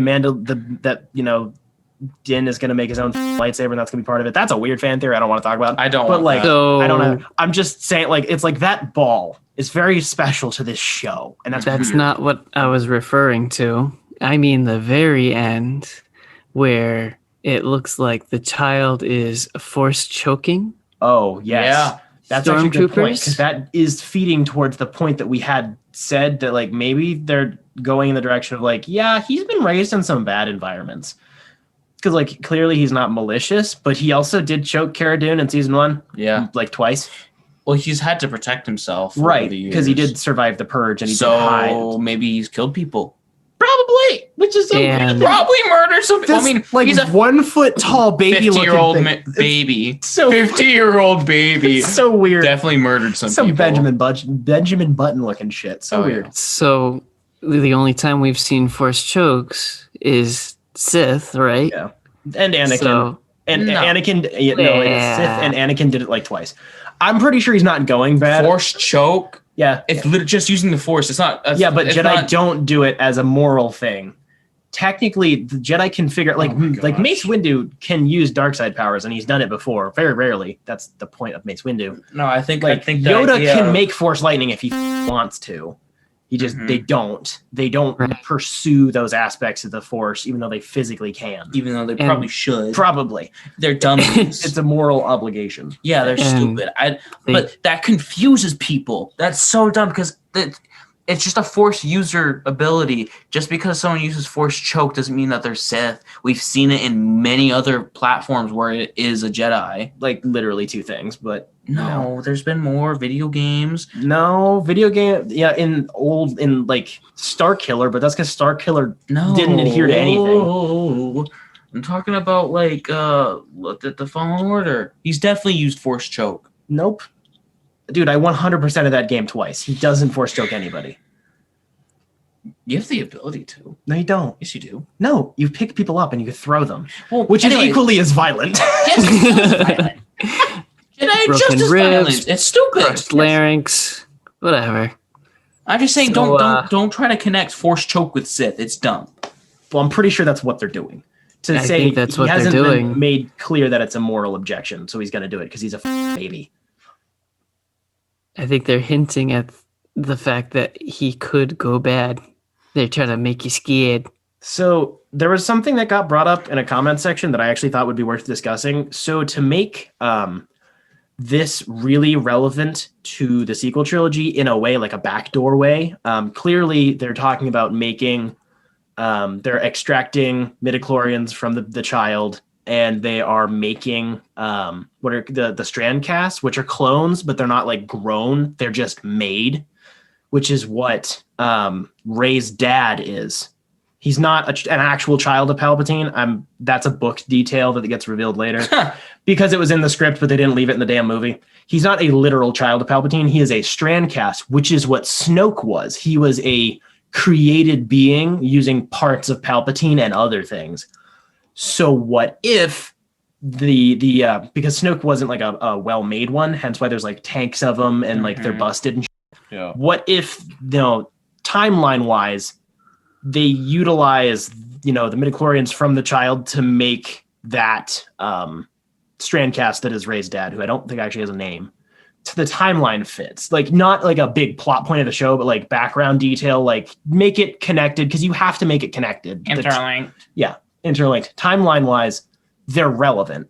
So it's like, that'd be a thing. So Baby Yoda is Ray's great stepfather thing. Just so weird. We have 2 episodes left to review of this season, so we will see what cliff it leaves us hanging off of. One more detail I did want to point out. So the black armor robot suit things we saw at the end of last episode were used in this episode. They're called Dark Troopers. They look to just be droids with special powers. They were just used. They just flew in, they grabbed the kid, and they left. Yep. Which is a little disappointing because we all kind of thought that they were going to be like genetic freak things. Yeah. I think was what people were leaning towards. It looks like maybe they're literally robots that are imbued with like some form of midichlorians. Would make sense, kind of. But there's a connection there because there were similar things used by Thrawn in Rebels, like further back in the timeline. So it would make sense that those 2 characters are interlinked in some fashion or another. Interlinked. That's just something I'd thought of. Like there were like a kind of like a prototype version of those were used in Rebels for a short period of time by Thrawn, and then obviously Thrawn is still relevant after the fall of the Empire, as is Moff Gideon. So there might be some form of collaboration or at least tangential connections there. I just thought was kind of interesting. Sure. Boba Fett kicked the shit out of those stormtroopers with a stick. I was down for that. That was sick. That pointy looking stick, just wham. Main topic time. Yes. Hellboy Omnibus 2. All right, grab that book, buddy. So we, as we pointed out, meaning Jacob pointed out, last episode, we kind of breezed through it without a lot of summary for anyone who hasn't read it recently. So Colin is going to give a summary, like a 1 or 2 sentence summary of each of the stories included in this book. All right, so as before with the first book, we learn more about his past, and in the second book, we learn more about monsters. And so basically, Hellboy learns about the BPRD's immoral ways in some circumstances and leaves to find himself in Africa and adrift in the oceans. I'll help you out, though. The first story in the book, The Right Hand of Doom, I felt was just a recap of the first omnibus. Yep. I didn't find anything new in that one. So we have the stories Right Hand of Doom, Box Full of Evil, Being Human, Conqueror Worm, The Third Wish, The Island, and Into the Silent Sea. So, which is kind of weird because The Third Wish and The Island aren't listed on the back of the book. It just says Stranger Places. Yeah, it's weird. Obviously, we start off with a recap of the first book, and we go into, the Box of Evil. Hellboy discovering the more, psyche of monsters, and not all monsters are just evil or really monsters. They're just creatures. And we learn more about the elven world and little goblin boys and little weirdos. You're a little weirdo, and Goblin Man. You're not wrong, you Sasquatch, you. We find Hellboy going to Africa after leaving the BPRD for moral reasons, and eventually drifting into the ocean, drinking his sorrows away with ghost buddies. I love the I love Into the Silent Sea. That is the best part of this book, in my opinion. It's pretty good. My favorite story.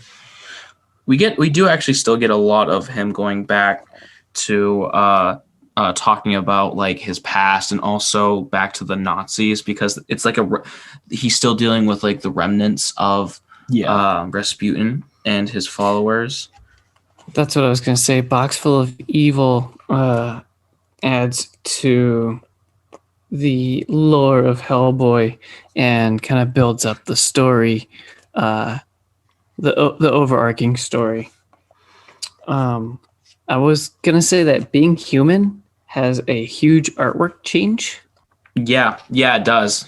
I believe there was a big time period between those two stories, if I remember correctly. There is a definite huge art change in between those because obviously what you just said. It looks more cartoony. Yep, it's more into like more of his modern-ish stuff. And also the shrubbery looks, I want to say fuzzy. It's got a lot of circles in it to show leaves and stuff. I love the Odra Jihad. I love it. Oh, it's so good. Interdimensional space dragon thing. Yeah, it's makes no sense. Yeah, that's what I love about it. It's beautiful. Most of the story just doesn't make sense. I mean, there's like it's got rules and regulations, I guess, but it really is not supposed to make sense. It's mixing a bunch of things that Mike thinks is cool and puts it together. Yeah, because the whole point is just him making and drawing cool things for money and being infant boy. Yes. And he won. He won the lottery. I mean, you're not wrong. Lucky him. You're definitely not jealous. Also, we get some Lobster Johnson in this book. And of course we get our ghost Lobster Johnson. Oh, yeah. So it also, Conqueror Worm also brings back a villain from the first omnibus. The Nazi boys. Yeah, that, in all honesty, I'm not the biggest fan of. I like the Nazi origins, and I like how I like how interwoven it is with the actual like the major like the creation myth and then and Ragnarok. I like how well tied in it is. Just in the middle of this book, which is shifting in a different direction. It's just back to Nazis. So to skip further ahead and to get past the Nazis, I really love how they talk about the beginning of time and how he depicts like angels almost. So I'm gonna read like two boxes. They're small. And the 32 words that were spoken, and how finally one of those watchers dared raise a hand to take fire out of the air. So they're just like greater beings, spirits that were sent down to the earth to just watch over it. And they just watchers, and then one of them decided, nah, bitch, I'm going to make something. And with it fashioned out of mud, the dragon Odru Jihad, the watchers gathered around the beast and set their seals upon it. The stolen fire was put into it. Still, it was without life until the night. I just really like the whole like that his version of the beginning of Earth. It's nothing to do with evolution. It's nothing to do with like kind of God, but not really. Yeah. It's just more interdimensional, greater beings, and more of rather than just like one or three. It's just like a bunch of them, and one dude's just like, yeah, f- you guys, and then the rest try to fix it by sending that thing into space. I really like that. That's where it gets very reminiscent of actual Christian mythology for me, but also ties into like the first thing I think of when that thing goes and makes the dragon basically is like it reminds me of when in Tolkien, I'm going to go back to it because I have to. In that mythology, dwarves were made after the elves. Like one of the other, using very simple terms, one of the basically angels, one of like the big archangels, made his own creatures out of the dirt. And then big capital G gods like, nah, dude, you can't make things like, you can't like create things. Only I can do that. But I think they're kind of neat, so I'll let them live. And then he gives them like actual life. They just have to like live underground and be dwarves and shit. So they're like they're grouchy assholes. It reminds me of that, but in like a very twisted fashion. Lord of the Rings. Sorry to go on a tangent with you, but like Lord of the Rings is actually very scary because most of those mountain ranges and probably most of the underground are very hollow. Yeah. There's a theory that the whole like continent is hollow. Yeah. Because of the dwarves. And no, actually no, the mountains. But like I know. the nameless. I know. It's sick. Yeah, I need to read that. But anyway, back to the Hellboy. That one watcher was destroyed into pieces by the other watchers, and all that was left was his hand, the right hand of doom, the big stone blocky looking that Hellboy has. And I wear a dead guy's arm. That's not weird at all. That's not weird at all. So I made a note during Conqueror Worm, and then it turned into a joke into the story that he's fighting the second monkey of the book so far, and they're like almost exactly 100 pages apart. And then as soon as I wrote that down, Hellboy's like, I'm so sick of fighting monkeys. And somebody else corrects him and says they're apes. Monkey. I would say that Mike is a very self-aware writer. Oh, of course. Because he takes so long to write a story. He like can't not go back and look at his old stuff.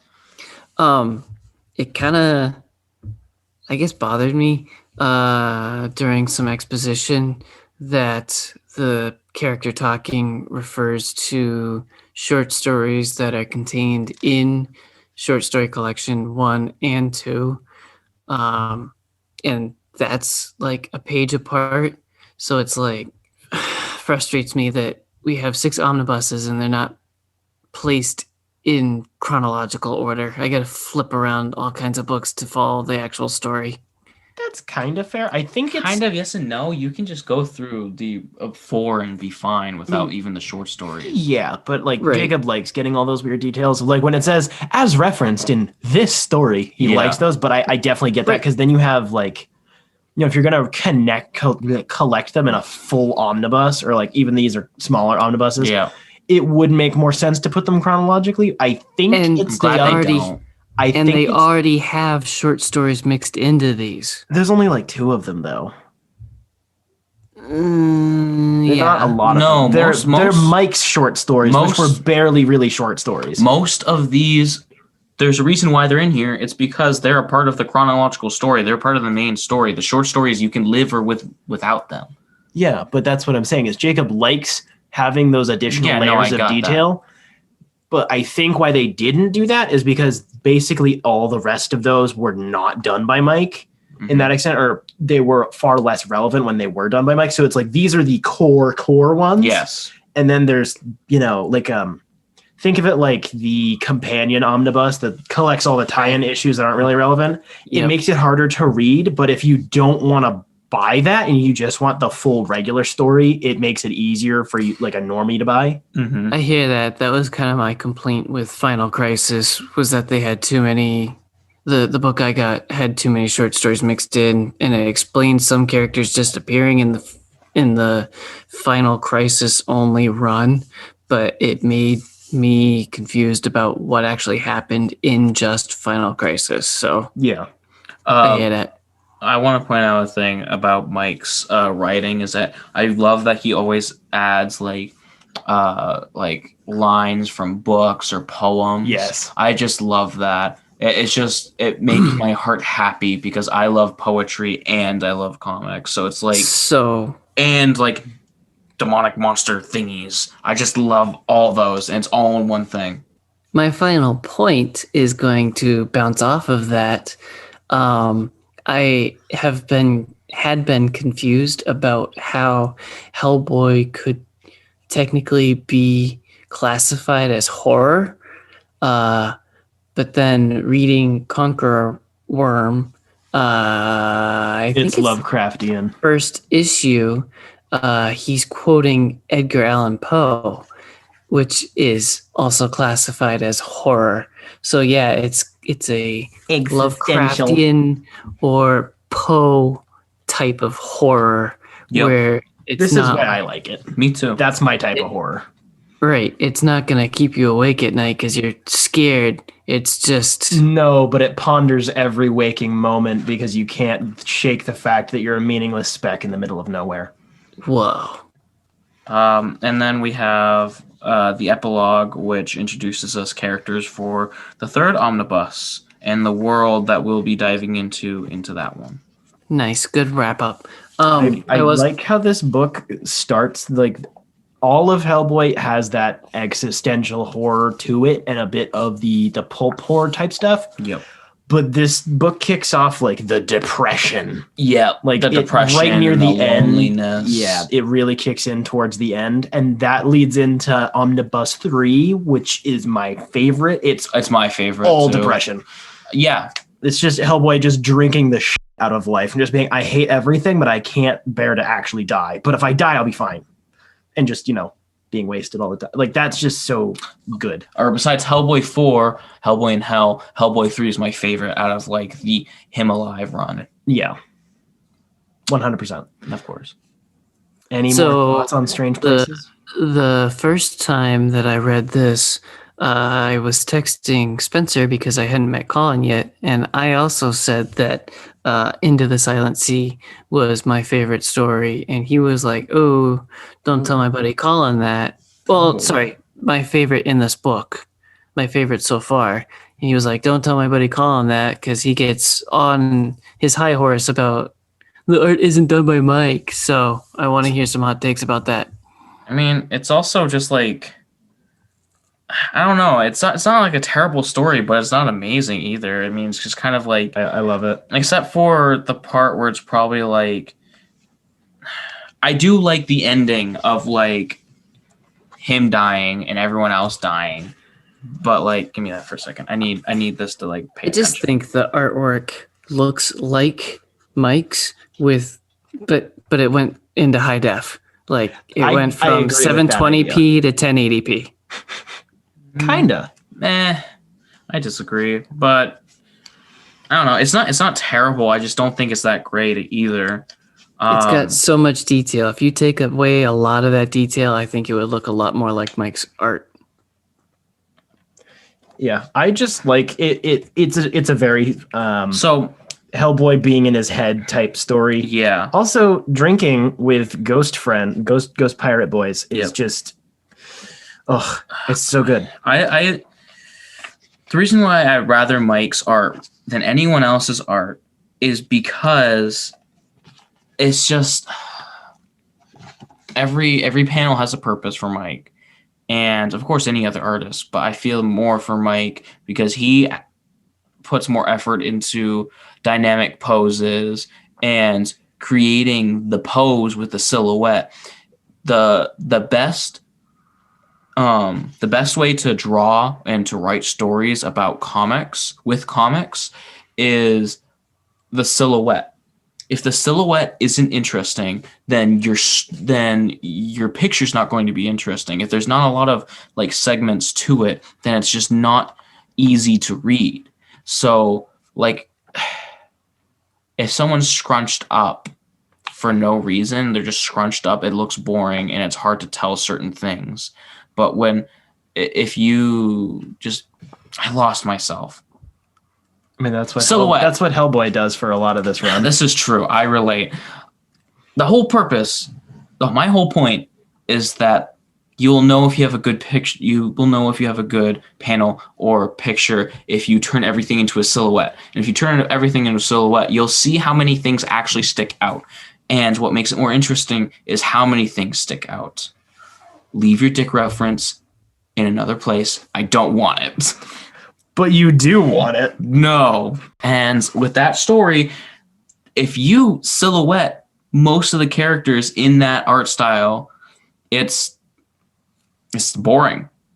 It clings on to the extra lines, because if you add more lines, things look better because your brain decides which lines it wants to see more, because other people will see different lines. That's why sketches usually look better. You're not wrong. Sounds like a Rorschach test to me. You're probably not wrong. Why is it that right. I can always agree with both of you at the same time? Well, it isn't. It isn't.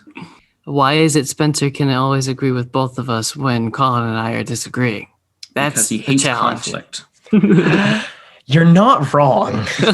But I mean, yeah, that's part of it. But usually, because I have a viewpoint kind of between both of you on most things, well, and it's like something that you like a basic premise that you both look at in an entirely different like lens, like a different way of looking at something. I usually have I've thought about both of those, and my own is between the two of them. Like me, like when we talk about go to Titans, you're over here like I kind of like this, and I'm like I like it in theory. It's not just I like the process of making things more, which I enjoy, but like it's because I understand the thought process behind a lot of these ideas. Yep. But 99% of the time, I hate the execution. Of course. So I do like it, and I also hate like it. everything about Hellboy, 2019. There was so much in that was so good, but execution was awful.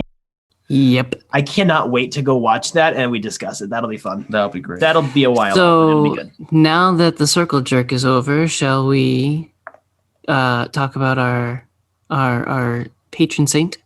Yes, our patron saint, Business Casual, who is the bestest person in the world. We're going to continue saying your name forever. Until we get a new one? I mean, and then we're going to have to say both of them. It's real fun. Whoa. What if we get like 10 people? Dude, that's the point, is you have to read off that tier of people forever. Whoa. That's the idea. That's why a lot of shows incorporate into their format. Like I've listened to a podcast, like it's a joke because the list is so freaking long and has so many of the same people over like years of podcasting. You just get into the groove of it and you just have to blurt it out. And that's the point, is people can make it into a joke. And like you can make your name funny things and we have to say it. So if you want your name to be like Colin has small PP energy, we do have to say Colin has small PP energy. You know, so wait a minute. Wait. We're allowed to have more than one patron? Yes. Whoa. You have no idea how Patreon works, do you? Goodness. So anyway, we thank you for your dear support. Not sure why you're listening, but it's very appreciated. Yeah. So clearly we have a Patreon. You can check it out at patreon.com/dimecomicbros. We enjoy getting paid. It's cool to have more money because that means we can buy better equipment and, meet for longer periods of time because we have more food. Yeah. / just buy more comics. Usually just buying more stuff. I think most of the money will be going towards better gear. Yeah. Some of it is caffeine to keep me awake through the editing process. And at some point, we'll actually be able to afford buying Colin a pair of clothes because he is still nude yet again. Because I spent all my money on comics. Yep. Full price. Sacrifice clothing for Mike Mignola. Yes. We can clothe him in that chastity belt that you're going to make. I am really going to do that. I'm not joking. Please do. I'm going to, next time I go to the shop, I'm going to pick up some cheap issues and I'm going to find a way to do it. And we're going to take a photo of it and it's going to be fun. I'm not going to take a photo of me in it, though. No, I'm going to wear it. Oh. I said I was going to do it and I was going to wear it. So I volunteered for it. How else can our listeners reach us? You can send us an email at dimecomicbros@gmail.com. Send us a meme, complaint, compliment if there's something worth complimenting. I don't know. Any sort of feedback, topic suggestions, or you can just talk to us if you want to just text using email. I don't know. You can also visit our website at dimecomicbros.podbean.com. Follow us on all the social medias. We're on Facebook, Twitter, and Instagram. As of right now, I can say officially to you guys as well, the accounts have different things on them now. I have found a new rhythm of updating stuff. So the accounts are actually not just identical anymore. I'm currently most active on the Twitter. So if anybody does want to do anything, it would be greatly appreciated. Twitter's just easiest to use for this sort of content. But follow us wherever. You can listen wherever the hell you're listening right now, obviously. And if you're listening on YouTube right now, please comment, "Nice beard, Spencer. Keep growing it out. We love it." Okay. If you're on any platform, if you could give it a like, follow, whatever the positive engagement is, that'd be appreciated. It does go a long way. You don't have to force them to compliment me, You have to. He needs it. See, this is your backhanded way of actually complimenting me, but you can't actually say it. Yeah, so that's the somewhat necessary plug. Does anybody have any other thoughts? Next week, we will be discussing Hellboy Omnibus 3. Yeah. Much fun.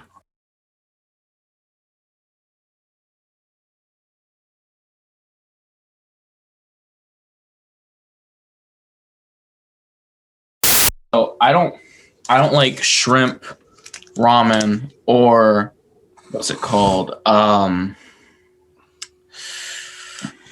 Sriracha chicken, because the sriracha chicken doesn't taste like sriracha chicken. It just I'm mostly just using that for the noodles and like a bit of this package, and I'm gonna go cook some shit when we're done. I'm gonna whip up some. Would you bring meat? No, other than your meat. I can definitely chop that off and put it up into little bits. I mean, it's big enough. It would be very a good bloody. serving size for you. Very, well, very, very bloody. So we end the last episode. Oh, we're recording. Yeah. Welcome back to the Dime Comic. Dime Comic Bros podcast. Yeah, we're not leaving that in. No. So we end the last episode talking about Spencer's dick, and we start this one talking about it. Like we can't continuity. We can't get off Spencer's dick. I gotta stay on. Apparently, you can't. You can do a lot in like 10 seconds. Oh yeah. Slap the shit out of you. I already took a shit, so you can't slap the shit out of me. It's not the only thing that Tony Stark has forced himself into. Yeah. Pepper. I'm very confident no matter what continuity you're in, Tony Stark is never rapey, but it was worth it for the meme. Thank you. So, sorry. Get these off the table. Yep. Back on topic. Back to talking like adults. Give me a minute, though. Sorry, I'm chef, okay?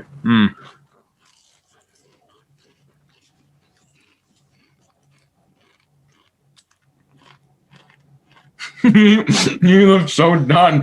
You look so done. I can hear every crunch. I just muted that. I want you to know you are muted. That's some good ASMR. Come sit. Hold on. Oh, it's warm. Why did I touch that? Did he piss his seat again? What? He's not wearing. Did he piss his seat again? No, move closer. Jeez. He's not wearing pants, so he can't piss his pants, but he can piss his seat. I can piss your pants. Please stop.